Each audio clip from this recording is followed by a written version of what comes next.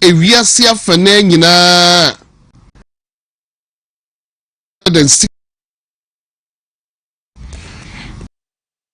asumdwe na chesenche ye kra 2024 ya na 55th position ye rank here na ye da 55 sanete. But 2025 day Ghana ye jina bia ene say no ya drop akwakoda eye 61 6 places ya drop 6 places ya drop 1 ya drop 2 places ya drop 3 places 4 places no 5 no 6 places. I drop 6 places. Meaning it's getting worse. Asumje edi asumje ehu ensem. Ghana yeti esan ekoyechi. Reset. Ye koyechi as it reset. It way eye wiase afane nyina edie. Eno and you drop from a year 55 to a year 61. Now you can't be brem ha. You can't be brem ha so edia. Oh my Ghana, and no so no ye gu ya ho animase. Because way a year 2025 dear in Shishimua eye. Na ye can't be brem ha dear so dear. Oh my Ghana, ye jina biha. And say, and also you drop 3 places. I don't see a bibremha Nanka Yeshe sub-Saharan Africa and Ghana na ye the 4th position.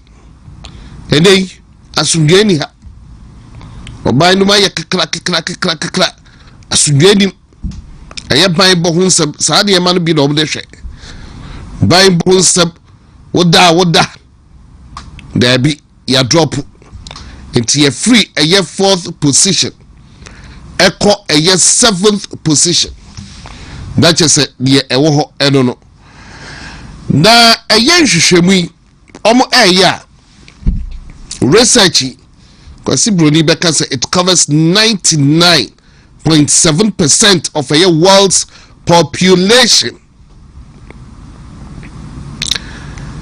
Oh my Ghana, globally, if we are saying for the Engina, baby, I done.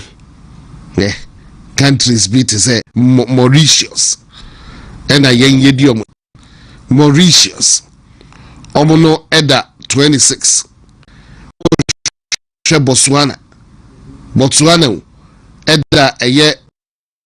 Place Namibia she countries abibodi global peace omo atumi abom humodin achen Mauritius the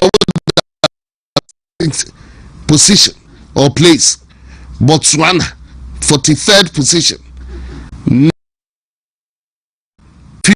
na Ghana ye ka global peace index Yatumia drop from 55 to a year 60, 50 to a year 60. First,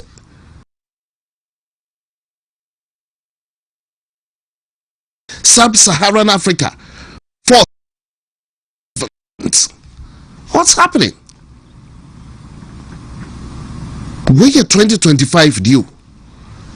Si say no dede e wo man ya kan chere say abrof no nyina so mo monitor woda Bible hunsem ene saa de ma no ene omo ahwa obode saa report eba na wo pe ba bia asumdwe wo pa eye Iceland na Iceland de 17th consecutive times Iceland just asumdwe wo hodo asumdwe wo Iceland no ese wadi ense o ka kire omoda pa every pamuno yabetwe nkomo ediafa dynama ya drop 6 places globally mefdie no en hawat na ene yebedi nkomo and also eda nchen ya NPP a year 28 August and a year deadline for the submission of a year nomination form echo a year presidential primaries or echo contest in Ibino. Yame a year doma 28 in a year deadline after 28 Natchez a war grown on count into 28 in a year deadline.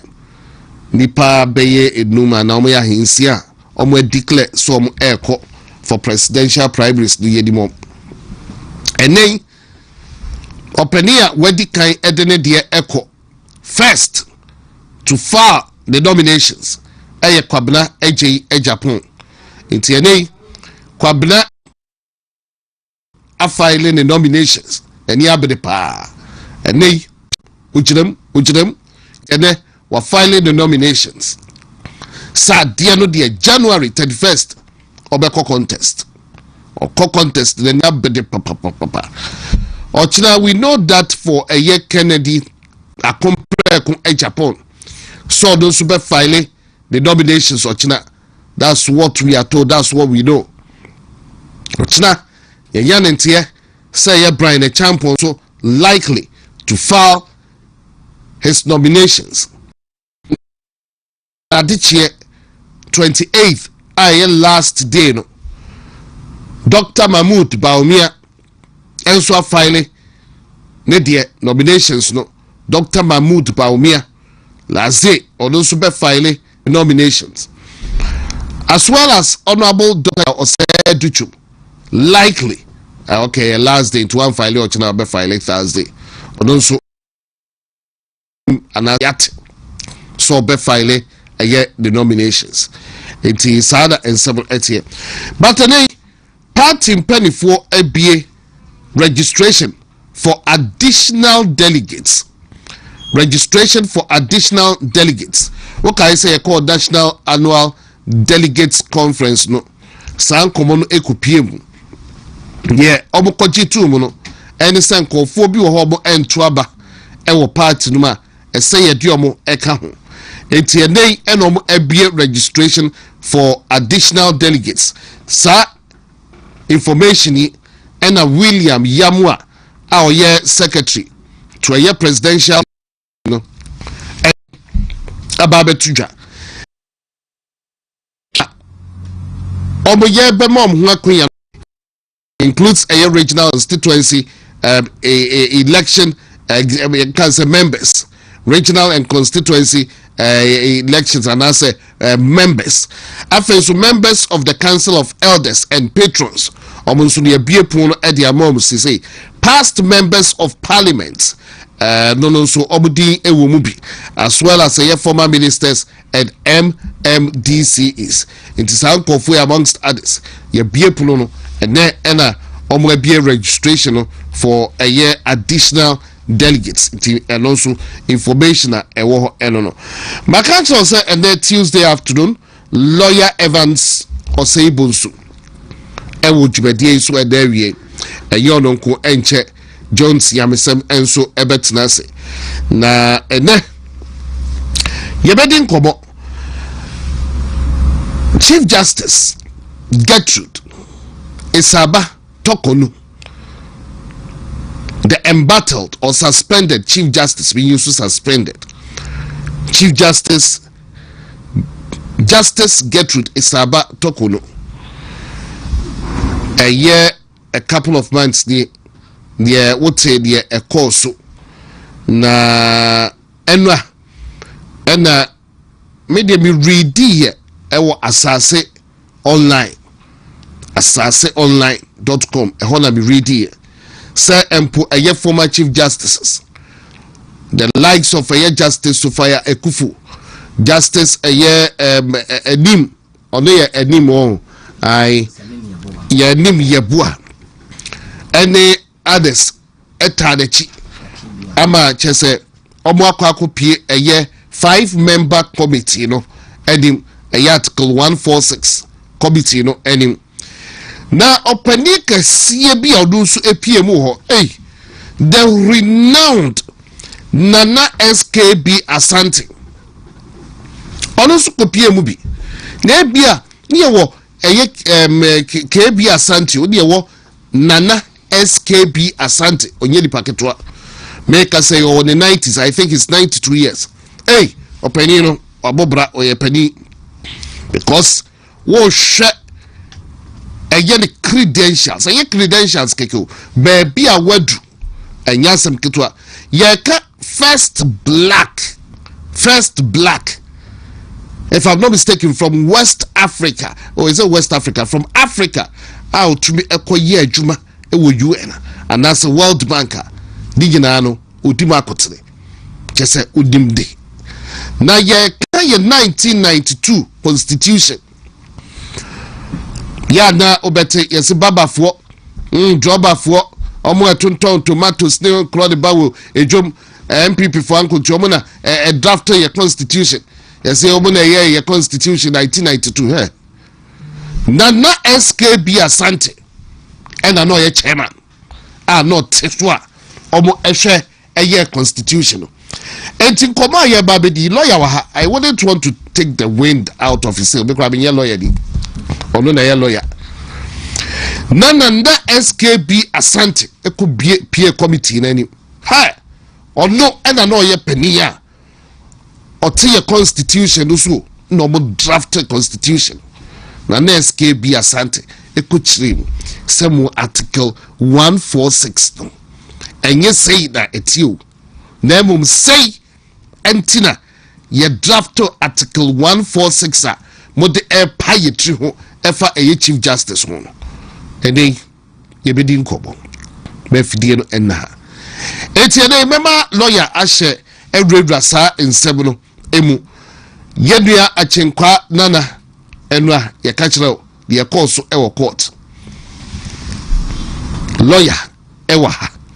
Ebia me wide and this edia actually lawyer say ebia na odibri ekoya because say ohuna yebisa ye lawyer fui eno an ye course no ye mubi ye nsheda entiase but ochina chinkwa case no ombesa go back to court lawyer mema akwa yo mejo so and keke oh nyame adom da bia sa me kan say yetiase ne won kwan ne wa hoden de ya se da bema erade etwedi ampon na keke mafa kwanya iso na machia mikro mu hene nza as usual na asenso kofo obo adwuma wa adwuma ka se kese si ahemfie ne committee nyina ama enti yeta na chi na dreams timi bem na men sanchia Dr. Ernest Oforisa Pon na menchia me boss nana obribuahin na me de enchia so ama me yonko brebo ye lawyer ye friend Maxwell see I no kasa no test o say ye anini ye bo anya anim enti o say me correct o anini ye bo ampa anini ye bo na machia lawyer Maxwell be dance lawyer Maxwell so de adwuma o body babia just open information bia me tia say me am so pe correct me say o ya de na o NPP ayi aspirant o munyina ekwo nyina me nchia o mo na me mfa empire bonta obi achi obi aye competent na machia honorable Ken ohene Japan nse akompre kon na me san wo hye no trinkwa one Dr. Mahmoud Bawomiane omo maka brand champion ni omo keka ho nyina me say okokodru for honorable Ken ohene Japan and so minim say senate bi ono so bakwa akopeke ne de na keke yamra dwumadie iso na lawyer what can I say no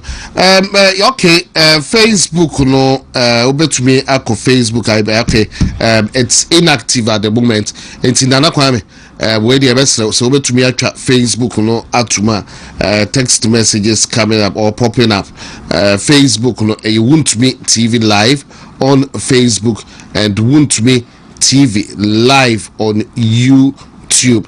And YouTube is very active.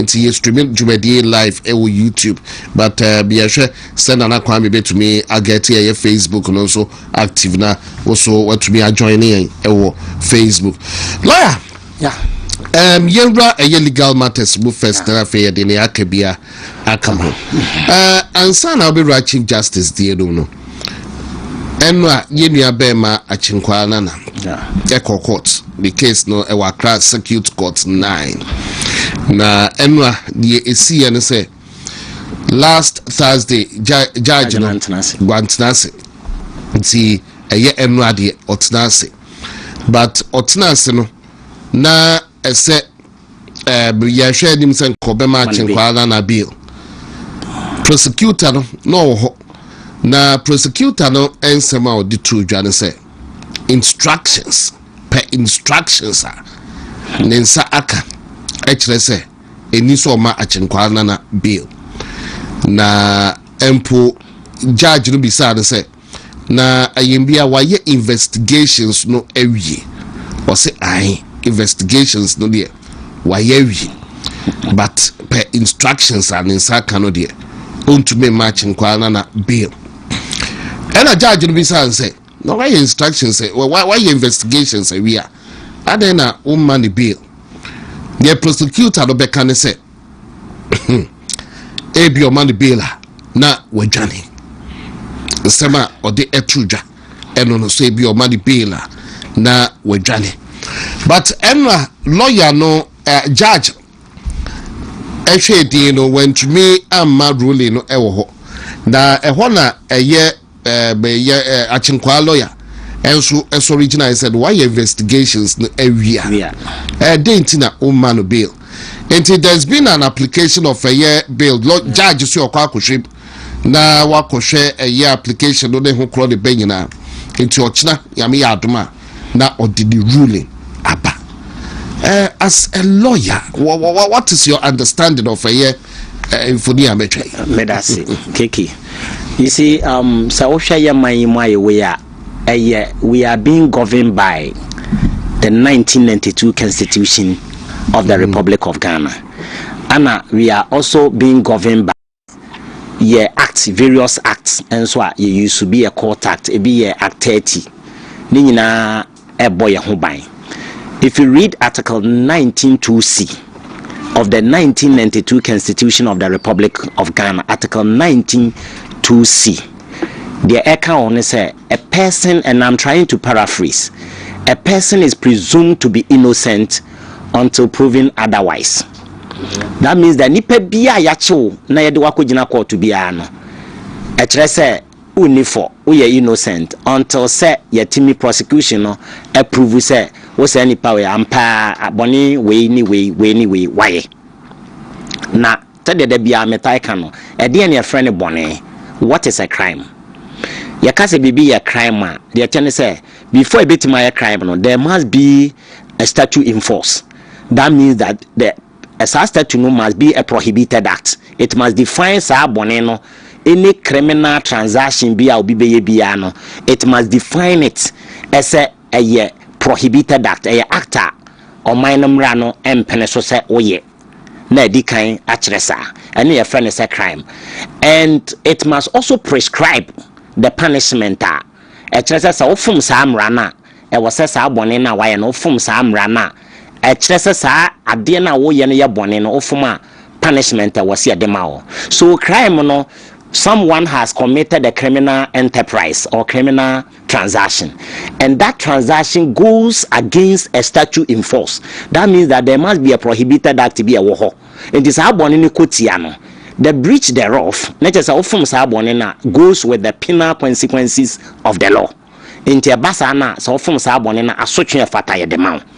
Na sa obi ye dobi kodru court afi na prosecution no e wo burden or discharge it ono na burden ni na wo no so say otimi e discharge sa burden ni kire sa ampanipa we waye bone a it afi na prosecution wo de wa asema ba enti wo de ba court no beto no bono ateki time ahwehwem enti e wo se nipa no opre bail e di kan de ma no because of presumption of innocence no because a basa na de nipa na akotumwa mana sofa na against a fundamental right enti na me pre bail enti act 13 and already Banaman case Atuguba say we all are servant of the rules and we need to worship the rules ye nyina no ye yankwa wo mra nanim enti ye wose mra no ane ye som enti minim say jaja odi achenkwa asem no ono osomra no or servant ema mra no likewise sanso na prosecution nso a obo achenkwa kwadu no ono nso or worship emra no ono so ye servant of the law.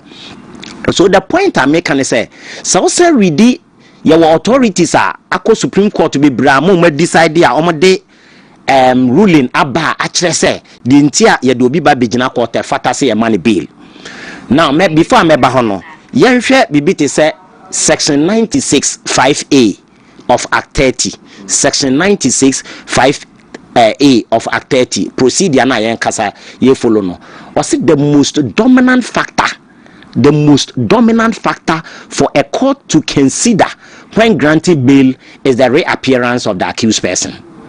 That means that your court factor was say we can say whether or not the accused person will reappear to stand trial.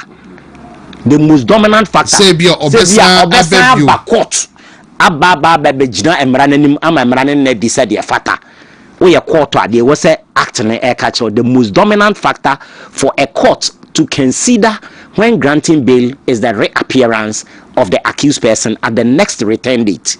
Let us say the next return date also when say accused person no e betimi aba court until also money bail because of presumption of what innocent. 2, there are other factors court e betimi dia ma by the discretion no dia ma judge ne say because if you read Martin Pebu number 2 versus Attorney General number 2, one Supreme Court Ghana law report at page 171.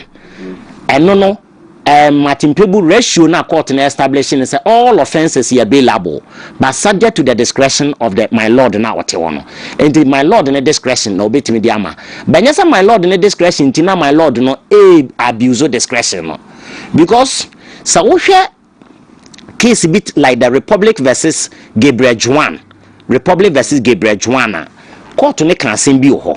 A 2012 decision Court of Appeal. Ene High Court nyina. Na court ne kan asem bi. Or say the continuous detention of an accused person without any justifiable cause is a ground for bail. Gabriel Juan, Republic versus Gabriel Juan. The continuous detention of an accused person without any justification on the part of the prosecution is a ground for bail to be granted. That means that the accused person be adini bejina wanim now continuous or the betumu abra wuntimi ma justifiable reasons e was say court ni timi hwema accused persons ni bail.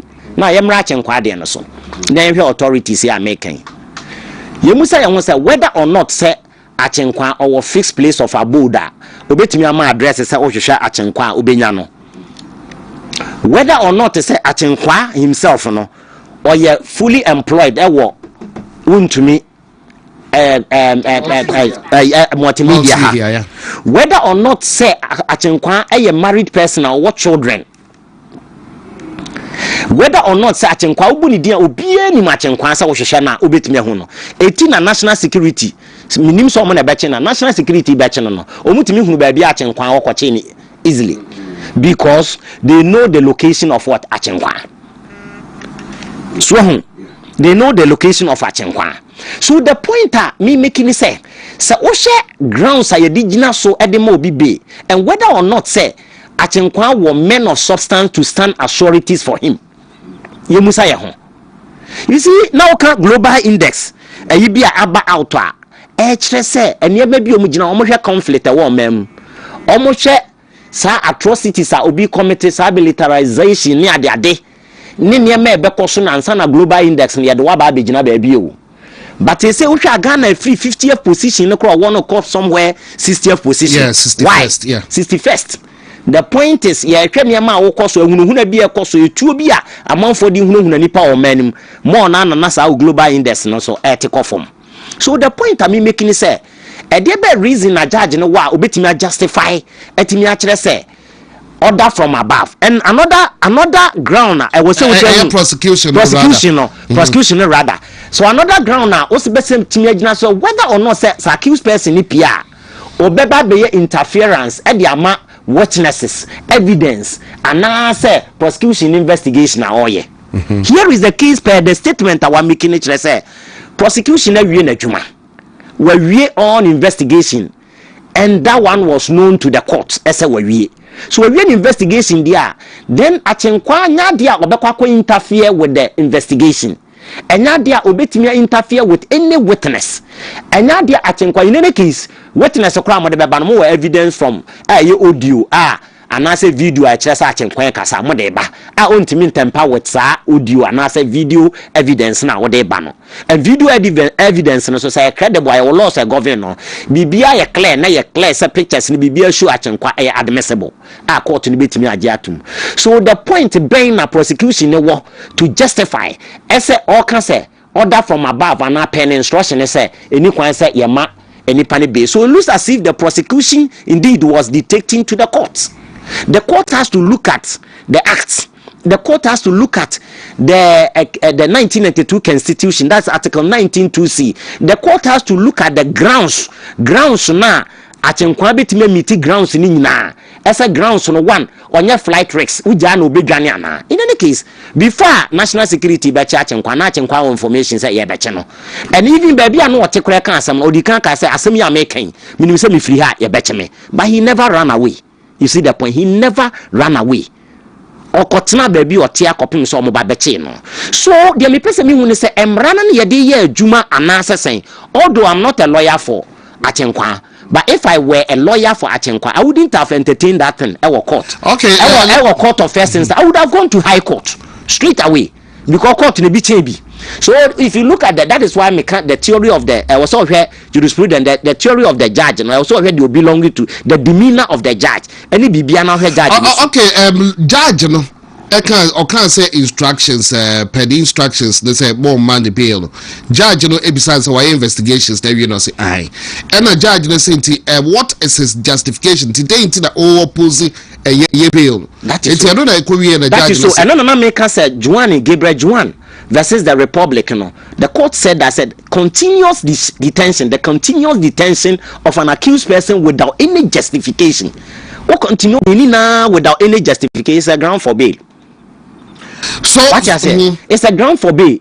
You see, where an enactment prescribes a procedure, that procedure ought to be followed.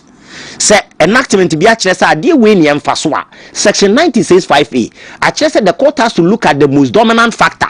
And the most dominant factor to be considered by the court is to whether or not say accused person will reappear to stand trial at the next return date. And the accused person obeba next return date what the money bail obeba na obeba dia niam also ugina so we say on your flight risks.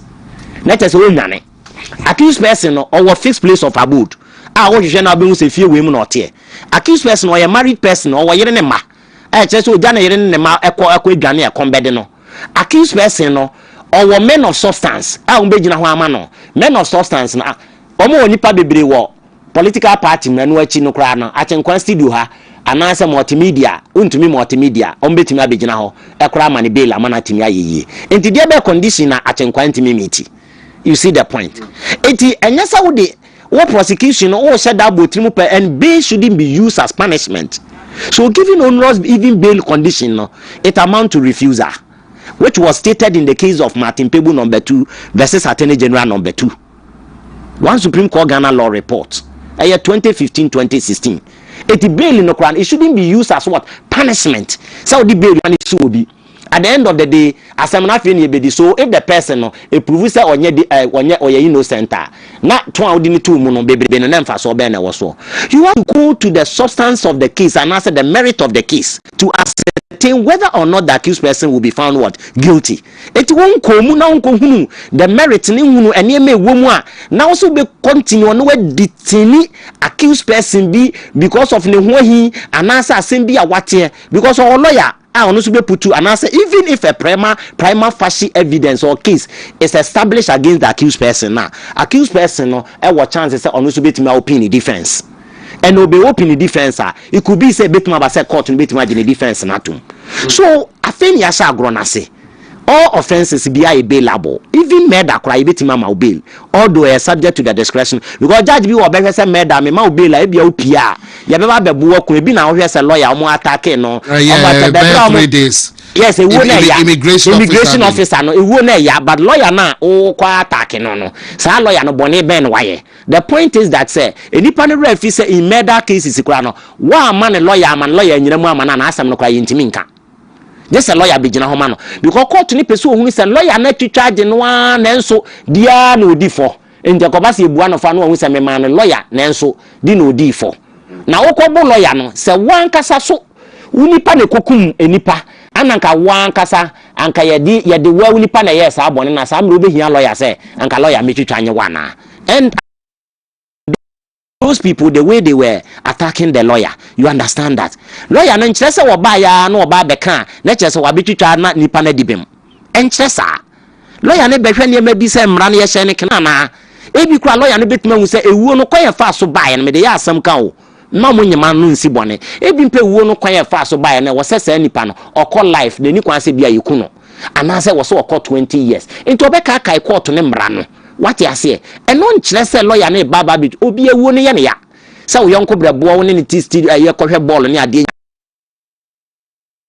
dem amam nyina odo menye judge because I feel yedi asem no nti I'm not trying to say me di ka bua mo say o di for but me chlese se sa asem ne ye no kra na wotimi akum sa nipa we na ade nti me dia busua ne ye no e fa ba bi na mani je ho se o mo de yaw na attack anka nipa na wodi bon ne but not the lawyer.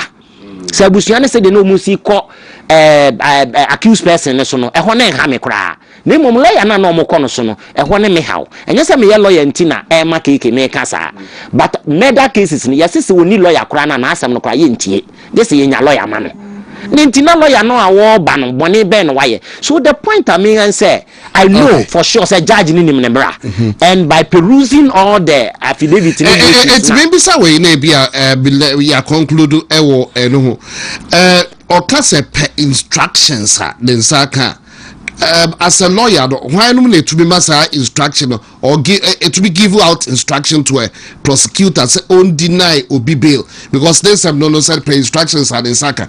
And a secondly judge and also say okay and here Wednesday and obesha no ordinary ruling aba on the year he's supposing of a year bail application. Very well. Now prosecutor the customer judge na do baby you need to me precopese bia or the ruling beba. You see KK judge no courtroom ho dwumadie bia si judge na so or your referee judge ni be determine upon wasem bia o kan bia judge ni betima ma ruling opa so but statement made by the prosecution no say per instruction awanya no. In fact prosecutor no o take instruction from where instruction and delegated power by virtue of Article 88 of the 1992 Constitution of the Republic of Ghana. Prosecution or taking the powers from what? Delegated power if we Attorney General. Until either say pen instruction there. And you're not supposedly ne if we Attorney General honaba. And now if Attorney General if bem as a man money bill. If the prosecutor na someone can is it a statement and also court to place weight on it na? That is the question to be interrogated. I was so busa won say as a court no rely on that statement na if I were the judge say can me judge na this statement made by the prosecutor come rubbish no whether or not as you be transfer me free one I transfer me free and until me impress me kwa judge na me apply bi nkoda because I want to remain as a lawyer na me argue na me defend the amount for but me call because me say nsem hunu we enya dia me to as a judge me take it sir and same way free prosecutor bi ho and I will not also take that instruction from any attorney general whether or not say aban na appointing me nya aban na appointing me I'm working for the republic. What you say okay the 1992 constitution I tell justice emanate from the good people of Ghana and it shall be delivered in the name of the republic. So if you are a judge and you are delivering justice, the justice must be delivered in the name of the republic. A republic needing who deliver justice. No, you are not delivering it in the name of His Excellency John Dramani Mahama. You are not delivering that justice in the name of former President Nana Addo Dankwa Akufo-Addo. You are not delivering what justice, no, in the name of Attorney General. You are not delivering that justice in the name of the Chief Justice. You are delivering it in the name of what? The Republic of Ghana. So justice emanates from the good people of Ghana. And it shall be delivered in the name of the republic. It would work as a republic and now you're referee. And I would assembly to would assembly. I also read the Mraneka. Ebi no cocaine books kakra. Fine. On the face of it, ebi a bit makai. But even it's a motion, just motion supported with an affidavit. You can look at it on the face of it and determine it. Fine. Young fan say and some good judge and so wenya and the me judge and ya agene. Et judge and person cocaine mu, but the ruling the judge will bring. If the ruling doesn't go in favor of Achenkwa, let's say it will be based on. I don't think the judge will rely on the statement now. Prosecution so rely on was assembly so there. Not just a judge in the Gukura. It is anything you appellate court, anything you high court and so on. Because I am from so a bit Mako High Court, but me a lawyer for Achenkwa, I cannot entertain this. Straight up, I'll go to High Court. Let me repeat my application or High Court. I only apply for ruling because the first day now you refuse to no crime, call High Court. What you say? We are politically motivated. You understand that? The person country institution no more Jumane said they should be fair and fair to everyone. You understand that power and tena hon kwari and the power ya wodia which na power na besa sesa. Eti de wo ye bia also odwini china. Say china no various institutions in the country, but we don't need to strengthen what personalities. Any concept personalities near strengthen no. I was here strengthen institution no. The way be a free and fair for we have procedure no pepe na procedure na ndi ni year na ndi ni year. And yes be our quantity the mere fact that I want making a statement nti what ya let us see ebi kra obedu court obe justify statement no kan no. Ebi our evidence to support. It is not about a mere statement. If you read the case of Majolabi versus Richard, the court will tell you as it is not a mere abatement, but I was a preponderance of what evidence. It was so timid evidence.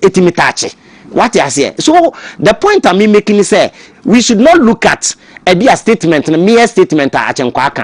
When the time comes, a bit more so bit more justify the statement na wakano. And the judge should also be guided by the various acts na govern your courtroom. No. We all are servants of the rules and we need to worship the law. You understand that? We all are servants of the rules. It was a statement made by Atuguba. We are all servants of the rules. We are servants of the law. We need to worship the law. You understand that? We don't need to worship human beings. We don't need to worship Nana Akufo-Addo. We don't need to worship His Excellency John Dramani Mahama. We don't need to worship His Excellency Dr. Mahmoud Bawumia or the current Vice President or Chief of Staff or any Attorney General. We need to worship the rules of the game because we are being governed by rules. And where a rule has prescribed a procedure or enactment has prescribed a procedure, that procedure ought to be followed. You understand that? Intimate point and say, ya chese mra weni amfaso. Ya chese the most dominant factor for a court to consider. And that case is also in tandem with Okoye versus the Republic, 1976. One Ghana Law Report at page 80. Okoye versus the Republic. Court to say the most important factor for a court to consider when granting bail is the reappearance of the accused person at the next return date. It means that answer now be bail no and near me was say wo share answer no one money bail actually say whether or not say okwa obeba enti okwa obeba na de na be enipa eba be so na sene no mama ni bail no be mo hunu say okwa obeba efia wotimi be ma kire wo say okwa obeba achenkwa muntumi multimedia enti yenya titiri te say keke mun ko gina on sign bail ma no obi anim say keke wote ha da bia ye frɛ wo say bra fa de bra wo de ne beko e de na prevent judge e de na prevent prosecution e say order from above enti me ma bail enye in which part of the 1992 constitution and you specify say adiewe enti order from above in which part of the act 30 that is section 96 act 96 section 96 of act 30 I prescribe say order from above and I say instruction from here enti ni kwasa me ma bail in which part aden na ye minus aden ye strengthen institution aden na ye strengthen personalities aden ye rule country like that. We shouldn't be practicing what anocracy, but we need to practice democracy. All right, we need to practice democracy, says a lawyer Evans Osei Bonsu. Lawyer Evans Osei Bonsu. And what's the name? Our studio has said, WONTUMI TV so any Woko Facebook, yes, you can as well join on Facebook. We are back on Facebook. Facebook, no, WONTUMI TV live on Facebook. Woko YouTube, so WONTUMI TV live on YouTube. Yes, streaming live. On T-shirt so. Ubetumi join here. Na chese lawyer Eddie Kwaku ye achenkwa nana. Ye juma WONTUMI TV so ha na ye enra court no. Judge no say ochina yameya aduma and or didn't ruling ebeba so when a ruling on the bail no ruling on the bail ruling on the bail so and sana then they will file something called disclosures and the disclosures na prosecution ba file at the crew gina so de ba be bon ko adu and the disclosures na file we are no makohwem ne ko CMC case management it's ruling on the bail. Oh yes, okay, yes. So we are feeling about several disclosures. Disclosures Substantive matter no also several disclosures in the case of Republic versus Bafoboni and 4 others.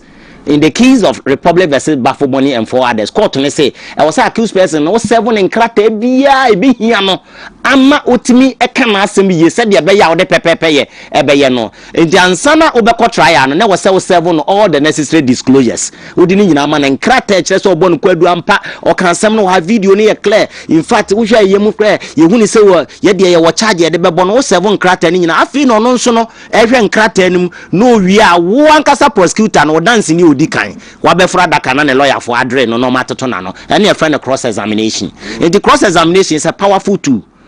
Cross examination and re-examination, it will do the Humpty Dumpty. Any Humpty Dumpty, the cross examination will do it. And the cross examination in the bachelor, I'm one who say yes or answer. Now most of the cases are you winning or court, especially me. Some of the cases I'm winning in our court. No, actually, it's a cross examination. My money powerful. I take my time to scrutinize the document and solicit and send me my fish out me questions so that me the questions na ye wadaka anymore. Ubon se nipa na ofambo to me answer question. When it happens like that, then you destroy the case of the prosecution because about reason what a reasonable doubt. And the reasonable doubt, if the almost 97% into to me punch it doubt to Bakokra Uma, it will not inure to the benefit of the accused person. A bass accused person or con a baby. Matebe that say lawyer Evans so say bonsu no enche Jones yamesem so ebetna sene no ye other matters. But ansana Jones ebebem lawyer yenra chief justice the enwe enu amu anamu social media but chief justice bye bye ABC chief justice congratulations ABC chief justice has been sacked Gertrude Esaba Tokono. So she was trending on Facebook enra. What are the real issues? Because there was a publication on the Asase radio online enra regarding the chief justice but lawyer me that say so here Chief Justice matter ya obi anim say me pesa me call bebre article 146 of the 1992 Constitution of the Republic of Ghana and only agina so na almost the remove Chief Justice na ebra asem no kwai wako various courts bebre are fighting for a fundamental right but the very court we all know say nke betima protect the Honorable Chief Justice no court no san ebuatia no kopim so ordinary asem asan akodane ECOWAS Court of Justice any ade nyina egu so pending. However, committee na shene dwumadi ase na committee ni shene dwumadi na ase no fortunately on the part of the Chief Justice legal luminaries any jurist ewo omanyimu a eye kukudam ebinuma serve 65 years somebody like Okujeto Honorable Okujeto was serve for almost 65 years ewo ba enye years ketwa before bi benya 65 and 50 years at the bar na te say chachu chika tamone ade no enye easy na mbra wasua na mbra wonim Dr. KB Asantenom you okay see ba ko lawyer Sam Okujana lawyer Samuel Okujato on na America no we hear the former Chief Justice retired so far Akufo-Addo ono so called Justice Nini Yabua omu nyina appeal Dr. KB Asante we ni age awanya woman the drafters of the 1992 Constitution of the Republic of Ghana. Eti Constitution omo draw ye no omo te ase more. Na ade ba ko omo nyina ko testify in favor of the Chief Justice. Enya kana na o omo nyina ko testify say when it comes to the removal of the Chief Justice the key issue a pair was over. Ubenya near mammy and Sunday board, no send your mammy and sending in. Dr. KB Asan to say, the one wait to pay and your money in a timid so they remove Chief Justice here, whether or not the Chief Justice is competent or incompetent. Or see, I don't know my constitution because only name the rationale behind it. So when it comes to interpretation, we are very good. I don't know, maybe say if I go for spirit and letter of that the Constitution. Of the Constitution. So we have the spirit and we have the letter. So if you look at the letter, the black letter law. The black letter law, no, I said yes, actual constitution. No. So if you're ordinary man and any citizen be of Ghana on your law, or the guy say, now can constitution now clear. There's a Chief Justice why you saying to remove no. You have to look at the spirit, the rationale behind it. What you say, and no, one justice be kind say the national constitution is a living organism. It's a living organism capable of growth. A constitution, a living organism, a citizen nipa na enyini is capable of growth, and when you are giving any interpretation to any provision in the 1992 constitution, it was all man of broad and liberal meaning. Eti u chirechirema was all man broad and liberal meaning chirechiremu no ba bemu na unima asema okan chirechiremu no so awode mano eni kwan say e legalistic meaning enye say wo boapa na wo pe boni bi adienti no he da kofa meaning na ye legal say obi anti ase mremu legal bi ketwa bi na de abehye ho say de obi anti ase bi ebremu na broad and liberal meaning no the judge no wo kan say when you are giving broad liberal interpretation of any provision in the 1992 constitution, that interpretation must meet the aspirations and the dreams of the good people of Ghana. So interpretation now they many it will say meeting the aspirations, the dreams of the good people of Ghana. What are the dreams of the good people of Ghana? Dreams of the good people of Ghana, they say we remove Chief Justice now. Wow, Chief Justice Abana. Is that what Ghanaians are looking for? Me remove Chief Justice na me de media abana. Etienne trivia issue biana na me gina so say me de beba be Chief Justice. Yen read the judges ni bi legal luminaries no, any jurist no, any sa former Chief Justice no yen hwe nsem abi no kan. Me mpesa me kasa me kenkan a ye beche but me tuma kenkan ni nyina wa. Some of them ebi no asem o kan ni say Justice Anini Yabuanum. Almost say any Justice Sofia Akufu. Almost say sa prima facie evidence are almost established yeno. Oman fa copy crown serve Chief Justice, and the Constitution does not allow that. Because we talk about the principle of odi otaram patem rule, the principle of what fair hearing. Pepe. It was so did no. It was established a prima facie case against now. Other than own 7 money copy of the prima facie case now. Even in any case, time I'm friend no more and some no crab no social media so na the Chief Justice cry and 7 copy. So in the first place, one of the cardinal principles what constitutional law. So one of the cardinal principles said that already the principle of adi alteram partem rule, the principle of fair hearing no. I was what adhered to.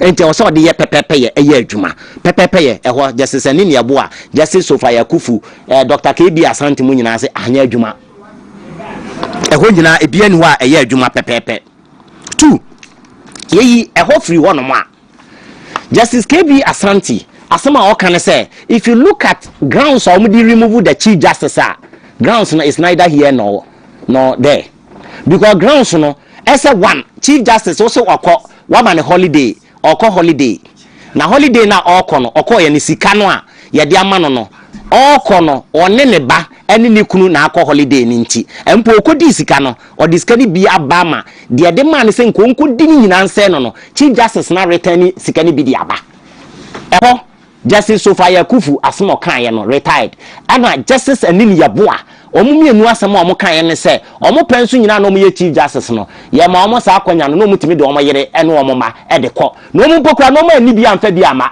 no ne odi bi bai ye nhwe ho Justice Araba is that woman me hu ni so ni pada ese woye huhun konkono because me leti keke udi scam me say what the dollar man me say me mfa nko America na me nko Philadelphia na me nko share bibi Ohio baby ana say me hu chronicle evidence Texas me nko Texas na me nko di sika we ya me na me yere na me man ko Texas ni akodi ye what you say but ma me no ko ye no o san di sika ni bi kura buy na o mu nyina ko testify before the committee just to ama committee ni say ma me no omo penso nyina omo no omo yere no mo ma no mo koy enti saa asem no omo de bia ehwo ye baako ede be biem ne de ato maame no so asem omo san ka biem ni se saa transfer na or transfer ye no ese bia justice bi wa appointment bi ana transfer no administrative functions ultimate transfer appointment zubi wo hanuma ye de nipa ni bi ko Supreme Court wa recommendation by Ghana Bar ene niema bebre na be kire before ansa na wetimi aye appointment de akọ Supreme Court eno so justice maame no araba isaba tokuno eno so maame no onfomfom so bia etisankrofo ana Dr.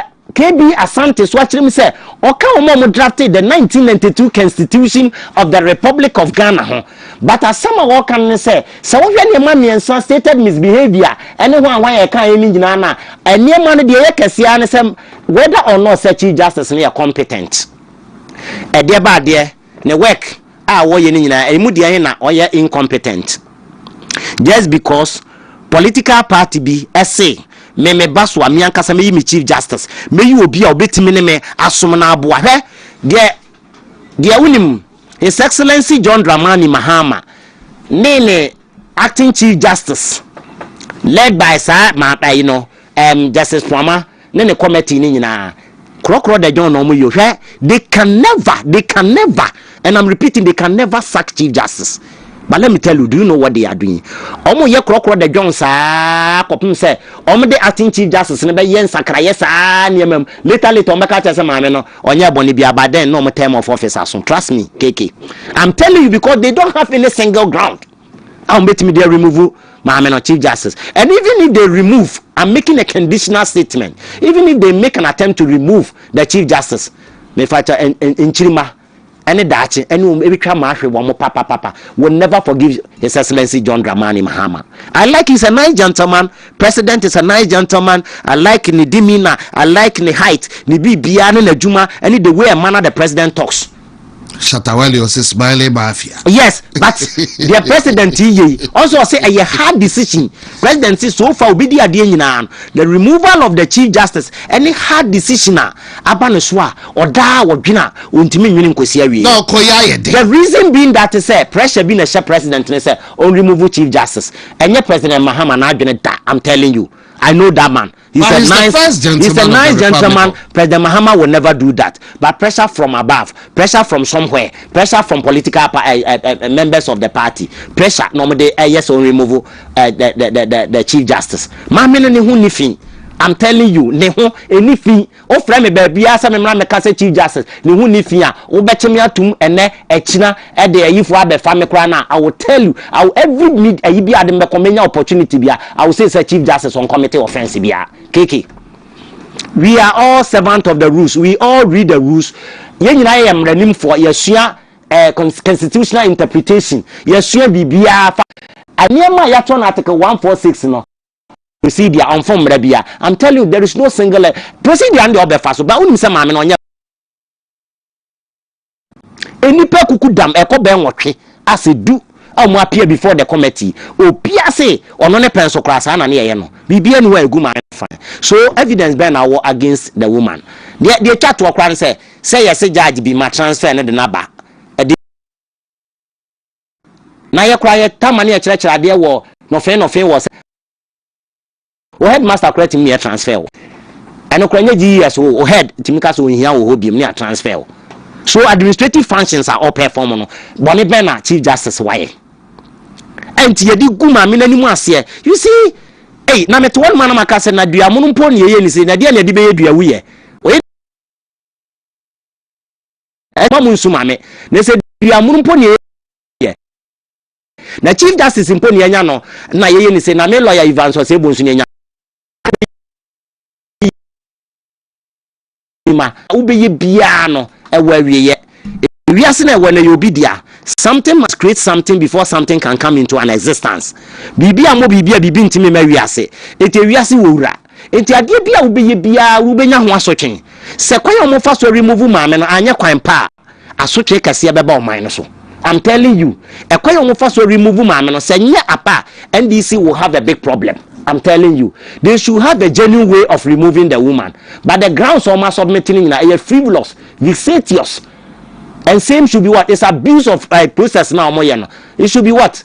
Discarded. I was saying now about to go because okay, say me na me come out be 10,000 be an say me say that petition but say remove because at article 4:146 it has spelled out the quiet fast remove nti ke eno answer ma 10,000 be dia mo me say that petition bra and am pay 20,000 ma no atro petition ma na ye try say ye follow sa niam we dia enche his excellency John Dramani Mahama ofira konwa no so na ube hu say me lawyer say bonsu the next chief justice na me so ma petition say ye remove no will you also remove it wahu enti ayi kan asem Justice Pega, may he so rest in perfect peace. It was a dissenting view. In the case of Emidu versus President Kufuor, in the case of Martin Emidu, or sue President Kufuor or court, and Justice Pega in his dissenting view, or can be. Also, although power is dispersed among the three arms of government, that disbursement, and yet to their harmony, and yet to your harmony, but to the harmony of the good people of Ghana. Although which are three arms of government, they are being separated from one another in terms of functions and rule. But three arms of government, and yet penny are separated one more. But separation na idea more. Almost working independently by interdependence. But say independent ejuma na omo ye no. The omo ye bia na enye to their harmony, but to the harmony of the good people of Ghana. It is a Ghana for who beto wo munti ani acheche saa enkura betenim. Na nya wo president bi wo beto na wakofa chief justice aba enu nti ni acheche saa rule num. It will interfere with obi a function which is a breach of what? Article 127, judicial independence. It will go remove chief justice because chief justice in your bush chief justice o person and no bono chief justice o person entitlement man and sanka but I so on ma omunso mu didi so ya to aba ma no aba in play so na Ghana for the waba ye fa pepepe ye reset no ye ne pepepe but don't have mind be actuated by malice and na JB Dankwa kan enre akoto JB Dankwa kan say it is actuated the governor na the then governor na adwene na wode pese wode chichi PDA at the omugu no that mindset no it is actuated by malice JB Dankwa na use sa abrofo no it is actuated by malice adwene boni kwan so ana wafa na pese wode ni penifrim and na ye kwachi JB Dankwa ye de ne call detention with that trial onu so di wuye. Okay, lawyer, and Jones, Yamisama Babata, and some crossover. Just a minute, maybe a question. Justice Sufaya Kufu. Yeah. Also, or a member of the Council of State, right? That is so. To Sabah, yes or no? Opulu out. Yes, Opulu out. That is so. Are you surprised to say this time around? What can a year Chief Justice and Nini Yabuahu na say omo a defended a year mameno? Yeah, you see, me not surprised because Keke, the mommy who is a mameno anymore day na waye Justice of the Supreme Court a check as an Osabe Chief Justice. Eti waye shrewd in law. When we say somebody is shrewd in law, that means that the person knows the law, legal luminary. Unimrano. Eti mrana who say omo yeno, although abano. My baby would be as a member of Council of State. But me abanokra me menkoto because me musta kwanya mudi bedi mami and someone mudi abaye frivolous vexatious. Sa mra we nyina na emfa mra kwam. Enya de wose yesoso. Eti anya me ngwanwa se mame no asa kodia dance e de ama chief justice. Eti na me ka kira wo se cross examination and re-examination is a powerful tool that will do the Humpty Dumpty. Kasema petitioners na omo abano senka omo ye omo ba mo fradaka na ma mini buso omo question na keke nkanya me nwanka say excuse me my language ka bebrebe ne omo ho wadaka ni. I'm telling you and you televise no obi a hwa oko interpretation column ho the 1992 constitution we be say for the public interest inti I was say nanka wo televise mo obi arebi ka bon say questions am me be pose no because the woman was a lawyer before and no be chief justice and every lawyer knows the law, every lawyer knows the cross examination very well. That will do it's a powerful tool and it's a powerful tool near start see the bobo wa adaka nima lawyer bi afa document no hwemu say no hu ntokure wo mu obe start ya punch and just started off adaka no punch wa then I'll be who say yes asema ade to no so na nya no kran ka Ghana fo nyina be hu ko be expose wo mo eti maame ni nim eti no waye dende enye onfa hu so obewuo onfa hu so obi be kwakuku no onfa hu so obi be ye ne den maame no se obe fight akopim se no kora be daddy. So as it stands, he say, Bar Council of England omo akasasa ade na e kwan de maame no fa so no enye kwan so ka Commonwealth yes lawyers so akasasa Ghana bar so we kwasa na omo Ghana bar so Ghana bar kan omo PM efuagati mu nyina ka ho a honorable efuagati so I mean no disrespect ono so omo nyina ka ho bi no omo nyina ko testify ama no say one Paul Jawu or I forgot that omo nyina ko ka ana vice no bath Victoria Bath, Honorable Victoria Bath. Omu nyina ko oye vice to SKB Asante. Omu nyina doctor. Omu nyina ko testify. It stands now. What they no baby because he say bibia they've jeopardized the committee. I'm telling you. Committee in sentence no ma jeopardizing away. The committee ni bibia beka bi o lawyer now representing petitioners. This is the time I will so pull out because it's a very bad case for you. We know, we the lawyers. You nim say case nya enye. When the case is bad, it's bad. By the time so person tested the pulse of the other lawyer to know say be an real fin law and answer wakaya. Anything be a oko. And doing 50 preoccupant consider defeat. What you say case nya enye.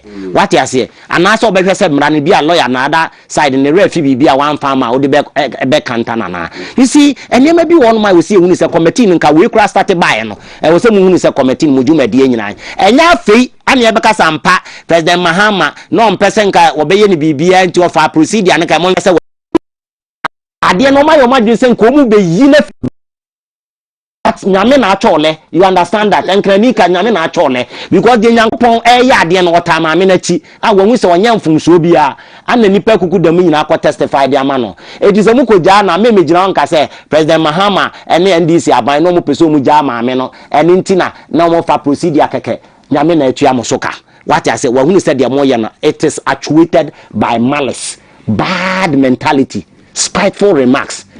What you say? Adrenfun etechiri and a person mo di remove my many phrases. Actuated by malice. All right, but that's lawyer Evans Osei Bonsu in the house Tuesday afternoon.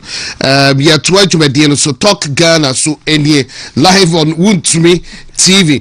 Jubediano is streaming live on Facebook, WONTUMI TV live on Facebook, and WONTUMI TV live on YouTube. Now Jones Yamisem. And so ewaha otedi ono enoye constituency secretary for a year NPP or Kwabre East into Jones Yamisem ewaha but ansan beko ne nchen no Rock Care Clinic we kai wo say omo na de Medfagen capsules aba edwaso Rock Care Clinic omo ena ede pakum capsules abedwaso omo ana de Jadikio 442 so abedwaso we ya Medfagen capsules ne bia ebeboa na muja no edi umu afusane kama afi acute sciatic pains say bia wachi kosa be previous awoto ho no eya o yapa na nsa wote yawa nom eye Medfagen capsules ne ebi wotumi na anajo ubinimini ewo mpamusa nom na Medfagen capsules nibi afi athletes mo amutra mika mo ye exercise etra mika no memma Medfagen capsules empower ho de biara da arthritis patients mo use Medfagen capsules eno eda nchen pakum capsules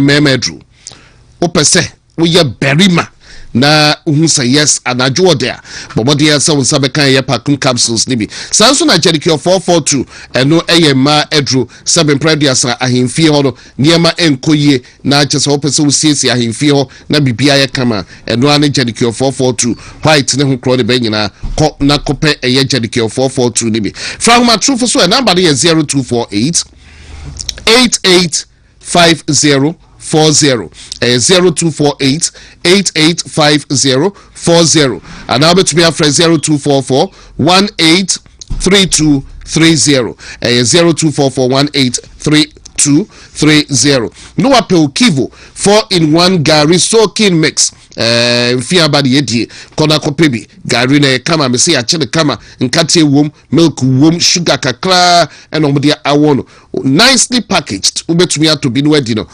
time bia ope nkola nso school a ubetumi atobi edi ama SHS fo yi JHS fo a ewo board no kro ba to kivo 4-in-1 Gary soaking mix amount afa ye kivo hot pepper wo Kivo Meko and also what to be now where you saw our kitchen ho now auto Kivo hot pepper and that's a Kivo Meko ni bia with the stew our Nkansah we say one shall be we touch them into to Kivo Meko ni bi na yusu to Kivo Meko ni bi fire stew na usudina feeling Nkansah pharmacy me pacho Nkansah pharmacy omune ton original products men ko baby asa okwa akotodro en ko baby ankotodro kona koto original medicine original drugs wonuma ebejiwo edro eye fake de onuma obre na che so tea pow yam ya no wato edro yin so e fake wo benuma no yare no enkoda wokọ Nkansah pharmacy omo edro no de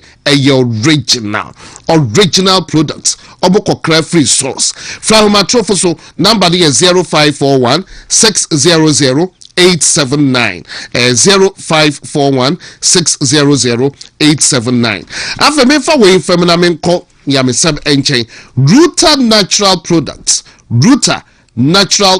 omo products no ibi ene ne we hin ye Ruta mixture ewo ho eno ye malaria true ye Ruta life ewo ho eno no eyi uridium efibi ewo uridium ene ye Ruta tonic nso ewo ho eno nso eboa ma typhoid fever all said and say almost dambayo say typhoid atiate se wo ho ma sabem prediasa kum nipa ewo ho Ghana heyo dambayin potem ho no baby yes typhoid fever sede din kwofo awu wo hodom no se wani ensa o ka kire mono monkoto Ruta tonic ni bi usuto Ruta tonic ni bi na fa bo ho bai efe typhoid fever ho babadia sa obeko Ruta or that's a Ruta natural products obasoye and that's a herbal shop bia bekombiano o ebecom products ni bi almost from ahomatrofo so number no 0244 485632 0244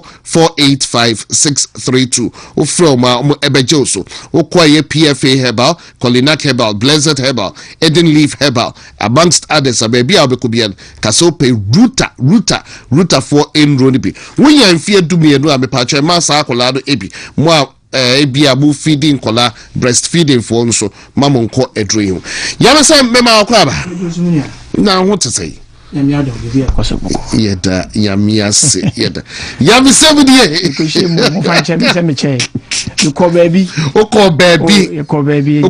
ampa wana mesino that's right ba lawyer me yada no lawyer bro fa wa kan wa hyper lawyer wa nyi ya se ne wa ba na me nya lawyer me bro lawyer wa nya wa adaka mu pa wa moya mo enu bi na chief judge pem grofo na ko se za me na ka je mama wa se mo prinem petitioner chief judge o kiri muta si adwuma no ma je finish but enyefe say ohwe global peace yeah survey na bana say I drop you big time mo we nyina aka ho bi o mo hwe o level of the way was strength with democratic institutions hwe na wasco ni hwe the level of internal peace in the country ni a score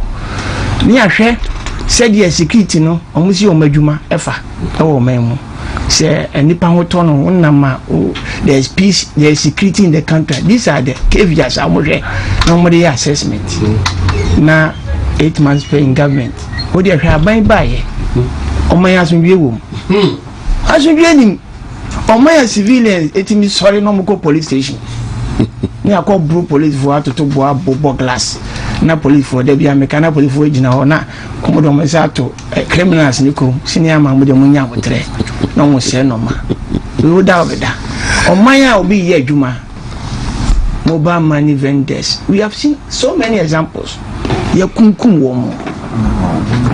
There's no security, and the mobile money for both says no mudimika. No matter someone no mapon. First, no me say China from which I saw 1 year Juma into the WONTUMI year Juma coping bear 9. They say about 5:30, 6 o'clock. No be as no man no journey because there's no security in the country. Omaya former minister Chino Buniteti anana camera dance na police for more than or more bedin some phone. No be as a gunechi. no mo bu former ministers na bi dwane o mo na America cause so well nwane a wan hwa on kwa be free nsem. And all these assessments have been done by them to see say your mama mamu de normal kwa na ede e kofo hwe o ma mu hwe boko itimi de boko ye tribal politics e ka se Dr. Mahmoud Bawumia enam wo chiche to dia ma one part of the factions say o mu fan koku mi wa na nyi true and the boko for na ba out and o mu patch o say entwe yi na o mu dia ban ho ya say o mu use tribalism and the influence man for afi onipe koto aba in those enclaves na ni pasuru ni pentiment koto aba. This is the Ghana that we are talking about. Now when you your mama when you go for the jail me they say lawyer say akeka chief justice say me oh me ba o say our best pose me ni gbegu ase because and some of our bros I don't need to come there, but the main part say the judicial system a ban way try say weaken the judicial system ni na kan obi e na ya score Ghana ama na ba form ama a low score. Global Peace Index Ghana has dropped because John Mama was not able to handle the level of peace in this country. And now na usro. And then go for be so mo na o ma ban abantino sebe nsam fun no mudi. Na na wo mu adia area yes ho de obi anko ho. Mining sector no legalized mining sector. Anglo good. Area mo concession mo bi anko. We say no ye ko wani akọ tunnel num ni akwa kutu gold ya ba na ba na mo ni soja for to na mato and sano we nyina ma ene ya drop it. There's no security in this country and ya ban dia na ban wo ye and you say ya enso nanado tia konya no so 2021 38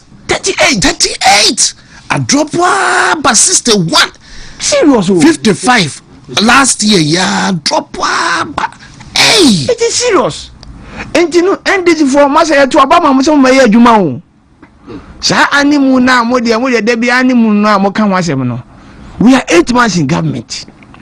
We are expecting results from you. And now I'm forced and then me catch us and this for they are thinking say the solution to deal with the dollar. Say about fighting inflation say you are not spending.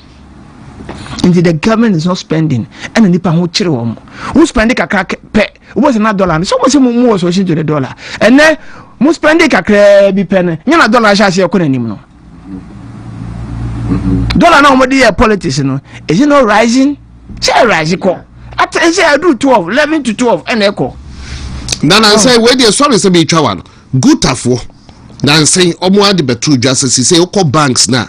Wako drew China na say wo kra na ma no kra no. Bank ne se ko ya be send sika no betumi akwa do China na say be bia wako fa de ma.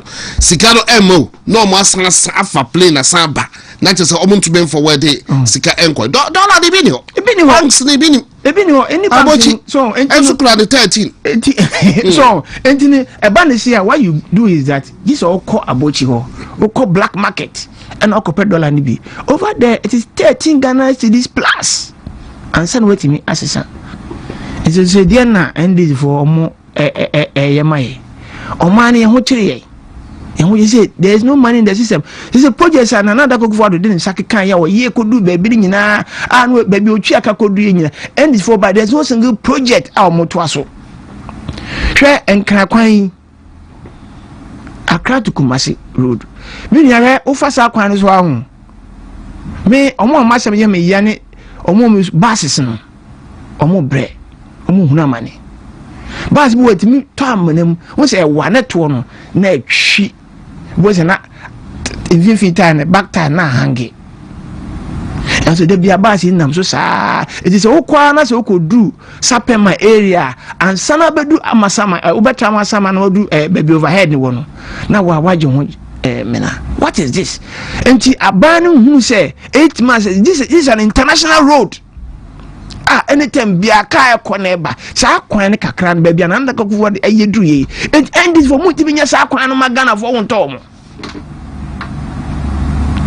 And you know, with the global peace index there, Obianim said there's no security. The security in this country is coming down.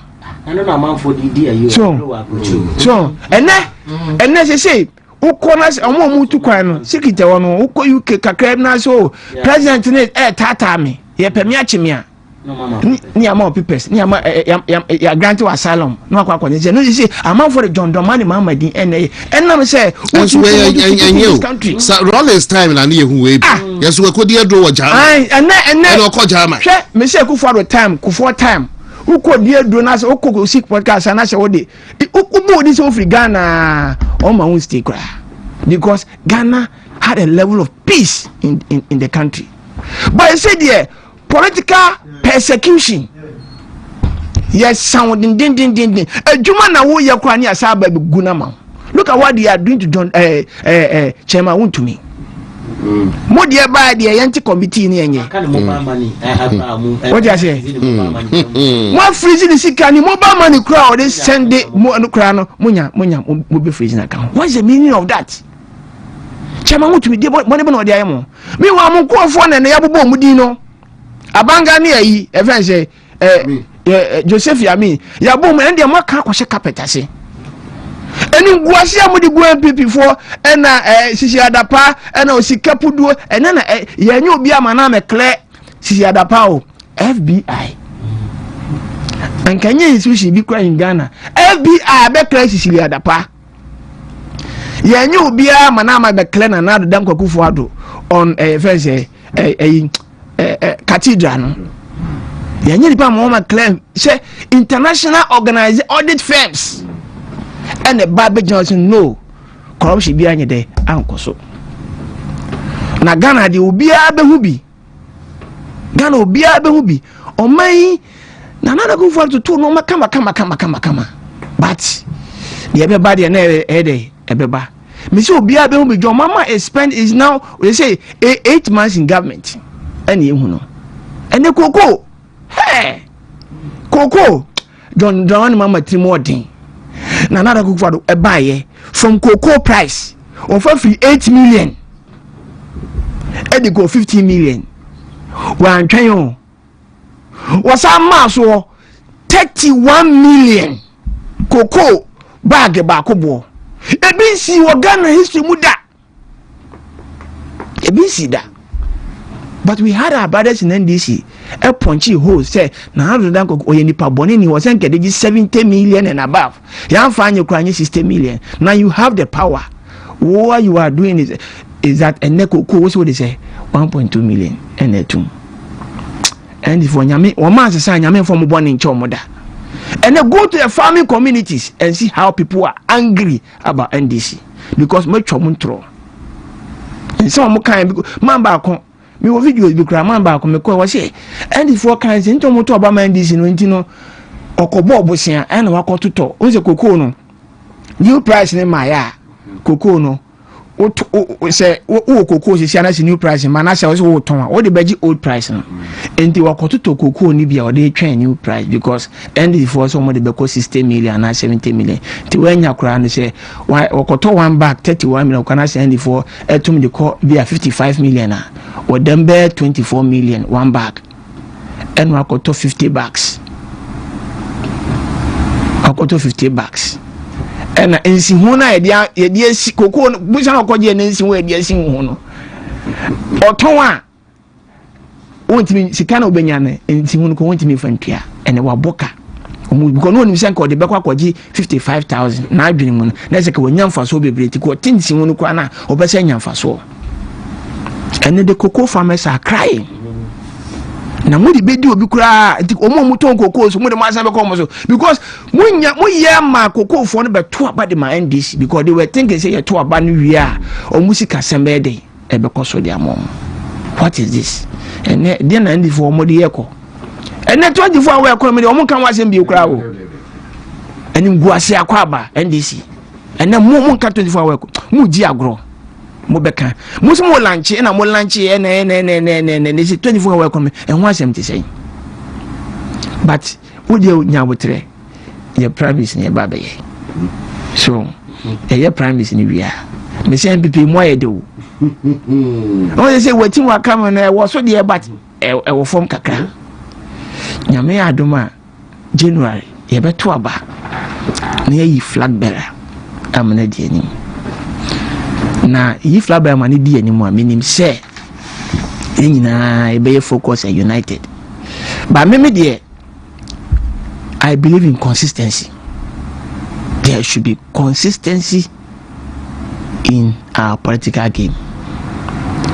Say a market will be a or say yes, a try. Yes, I will be a try boy. Who was a new face now, especially when the person is competent or be any pay or you're competent. And immediately, do what they are. I'll go for consistency. The Edina Koreans and Fan Kobu. Now compared to me and for my now MPP. Inshallah. Nyame adoma 2028. Ebekwa kofa to me. The entire me say ebekwa kofa to me say. Ye to obawi no. Hey. Cheso no bi ampen the MPP dieti. Ye to obawi and me tell MPP adwuma ye. But nyina say propaganda and lies. Ewu amanfo tim. Eni aho kire kakra. So omocho kakra na yedi propaganda so dey asa wu me twanto asa ato so ewu amanfo tim. Enti amanfo be branto aba. And now you see and to about the amount for Bessia to about Washington region near the that's as you say, Boku over the year a campaign, a year global to solve it. And no problem global peace, you don't cry out my ethical. Galam say, and then Joseph Yami as a president, and you enjoy the or almost yellow full crana, extortion of course, anti Galam say for no edge Jessica, and then Omotata Galam say for her. In Teno, National Cathedral, and also a wound try a home. Presidential jet here, some just me be a book, ye be a book, ye beer. But he has a good will. And he every Sabria could do a December dear. Ghana for better bubble. Oh, I shall say a cry feeling.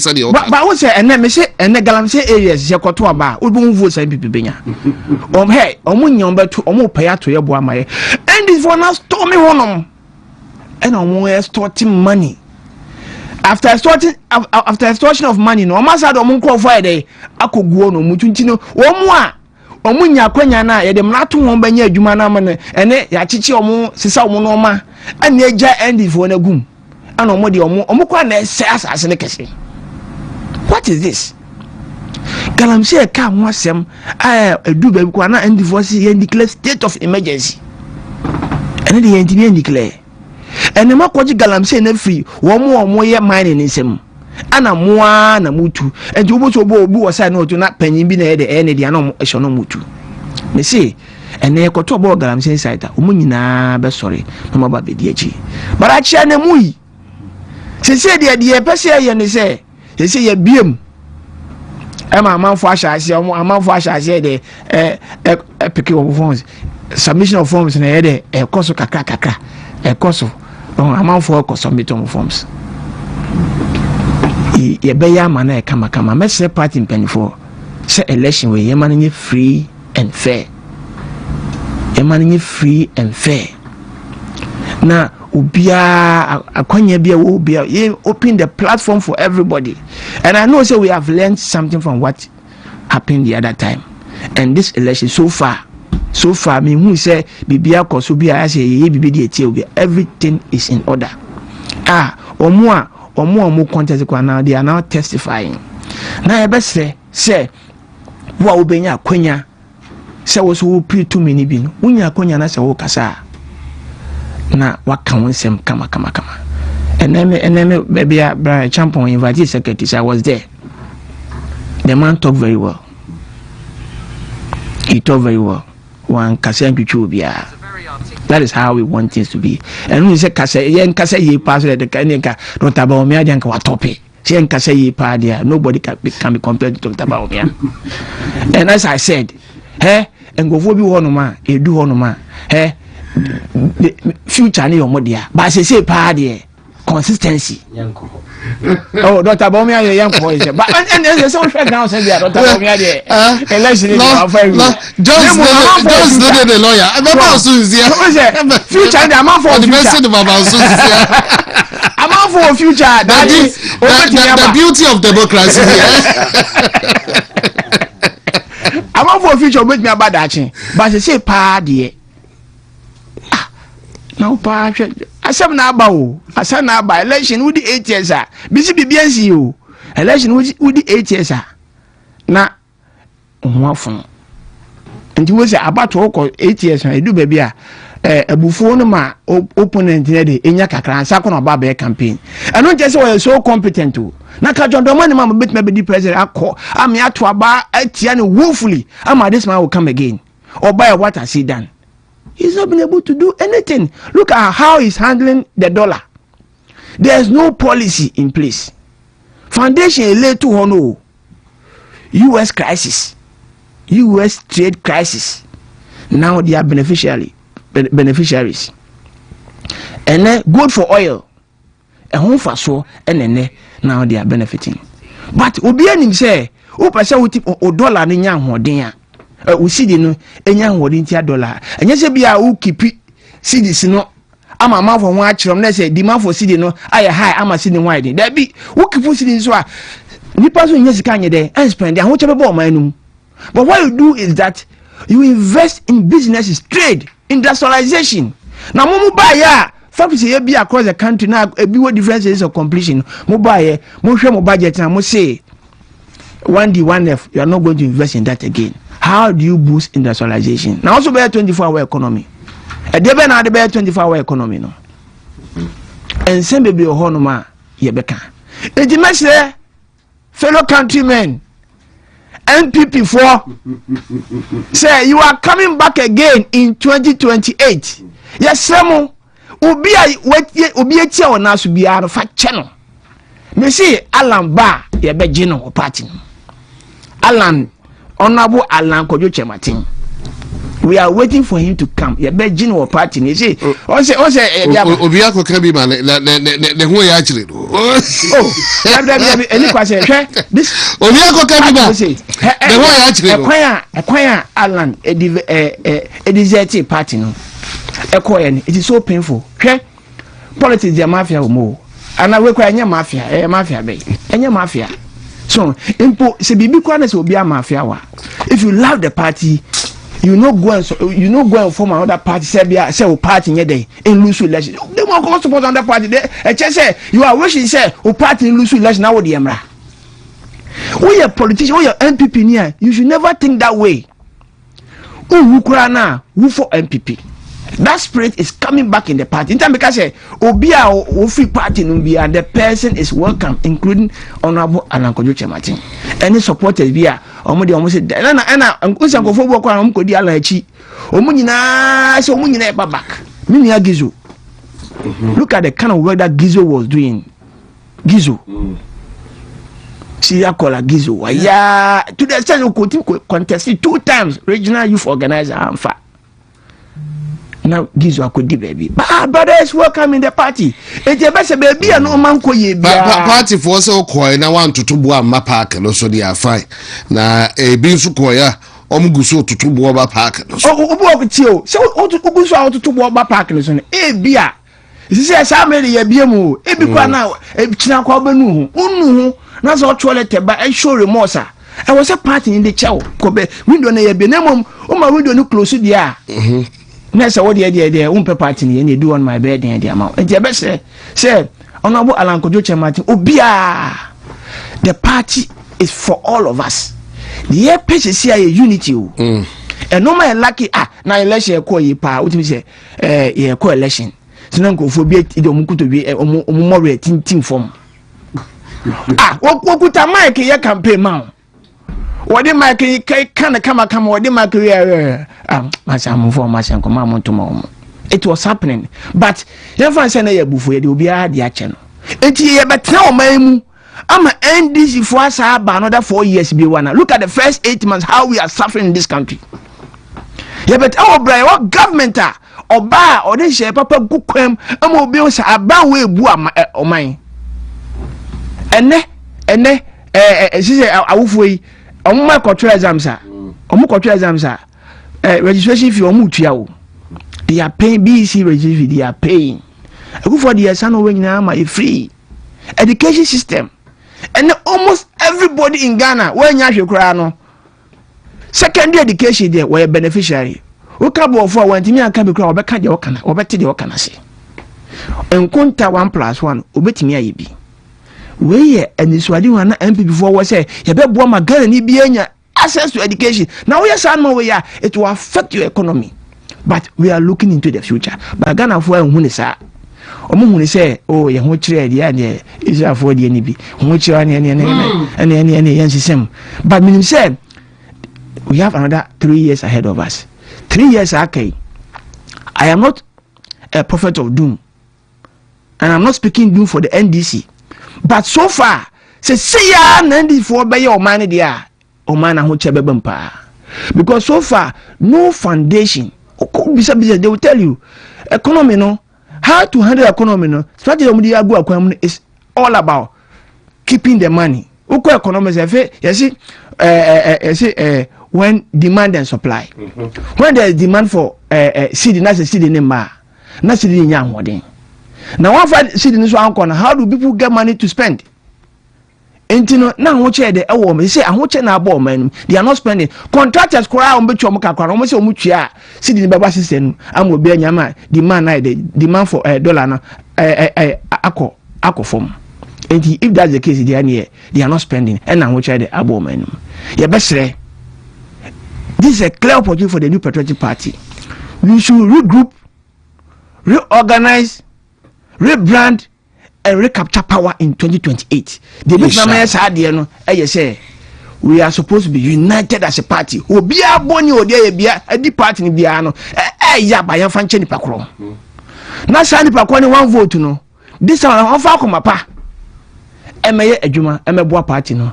Ama party ni entimi enya power. Me de manu si no keke. Me nua ba kon. Ye fe no abrem wontumi. Osman ewo Kenya si abrim. Osman baby obi ano ye chen wo ye adwuma MPP serious. Okay. Enti baby obi Osman ye chen ewo abrim wo ye party ni wo ye women organizer ni nsemabu ono so ni ye we shine wo. Right, lawyer. Bremen. Yes, sorry. Mona baso. I mean chanity na me ni apese ba. We get the mechanic say Chief Justice, before I'm about is to Chief Justice, or yet, maybe I'm share the way you see you know, Nejumayano. I just can't describe. I have that kind of love for the woman. I want to very nice woman. The law, yes, sharp. I wish I call law firm, Nanka my John. Me free that be. And I'm yes, my say me free na no be boy and chain. Got me free na no be boy. FM can you be a Chief Justice or Fema and Kadachi Vinka Hona Meko. You got my no. If I only say a maneuver, Mr. Maneuver, no mean I could testify, man. 80 a fat Daniel Ofori case in India. Why will be a written submission. Now, do you know Okujatu, Afro, I say, Honorable, you write at Chichikat and cross as I must no cross examination. Papa didn't some to some Okujatu. Some Okujatu, Yanami Refi, some Okujatu. So there's some, yeah, only some Okujatu, yes. Yes, see, you busa petitioner no Daniel Ofori lawyer and say, Musa or question be on cross examination. Because daddy. That means that daddy and some of the two Jenny Nano at that come a tomo written submission. That means that Daniel Foley yeah, two Jasabia, Yabuagu and I say, it did you do no say a shining star? Shining star no so lawyer ne Ora Bakama Baka Vama War. Oh, okay. Oliver Baka Vama War. Also, yare. A bear in your soil, still almost on Famara. And then Imra also oyale. Tia train no swama no swaba na Chief Justice asa face you omo. Ya ye ready ma me say nkusiaga. Trust me. Because no kra eye ba kope. Na memra MPP a member omu di animu nyina obia a nice person. I'm telling you, His Excellency Dr. Mahmoud Bawumia, gentleman, me home from so man no da. Me hunu ora Brian Champon. When it comes to cash, the cash is there. Gentleman. Doctorate and other crowd. Oba Ura do to my MPP, they have men. Oba Urak, a compre co Canada, Japan, a Kaku drew Bema Mubema. And this is going to me facing. I'm telling you because I know we are on fight. ahwe age so man no ene onti on fan chew on ma wo se fa kosa wo kono anka ba ye bekan akan ye owini on so nine gentleman ofi o mo ka ho nyina obi ai nine gentleman ba wonim enye de MPP o ane de ko wini power no nemum de Ghanaian voter ope Ghana ni epese ye de ne ba no ye to abama no na yetimi je Ghana ni de Ghanaian voter epese ye to abana de man no na say ni pan de mo de ne ba Ghana fo ye beto aban no enne tie Ghana fo no omu nyina ye nine gentleman batu behwemu ba ku bi o mese Ghana fo no be ka cho so ono de mo de ne ba metuma ba ne de amamo that means that say ni pan kwaje power de amao eye ne ma nwenu say MPP pe de omo anka party ne pe de a emre no so emre no beso emre no so na edine baba mate babo di ya wie di ada de bi ore na msa de bi na waka when it comes to elections so strategy pa kuka bit mafia NDC for no wrong moment abama na de kuka mra na minim say when it comes to yenyina ye hu ne strategy wo atija kwa abre panyo a wo betimi ama ye kwa wa mafia ye trade when it comes to mafia kuka bit mama regional chairman of Buffalo regional Jones Brahma okay sir keke kuka de keke kuka de ye be mana ko no post kuka obre this one ye be mana ko no post na Mr. Mamenchia abranti be friend teacher 80 owo Kurobi e fere temate wo kumawu wo se okoye donations e de ama JHS for any primary school for my first year school and temate and Nkwanta na Kurobi e fere mobia ni nyina ye nkron kitinkiti a wo kumawu enclave wono ti teacher 8 wo ya assemblyman wono ba bia obi an ye chia e be ba beta wo chema dwuma de wo ye amana kama medasi mate enso me ko eye gasto enchain Evans Quaff of a EKK Charity Foundation. A very good evening to you. Maybe I will be at the HL and Emre na EKK Charity Foundation. They say Global Peace Index ya drop from 55th a year 61st year empire month of October a free 6 copim a year 12 no just or the empire 1 week of prayer ebe wusu or my 1 week of prayer or prayers ebe wusu or my next October, month of October. Into Evans Craft EKK Charities, good evening to you once again. Gasto. Yes, sir. Felix, Mema Akwaba. Yeah, Joe. Now, where dear? Yanko Pardon, me hoye pa. Ya Diamias. Ya Kenya no Yahun ya dear. Just a DJ who be beyond so free. Into Gasto, what's an answer there? Boy, and come. Why? Yo, opening Cassia, Medasi, pa.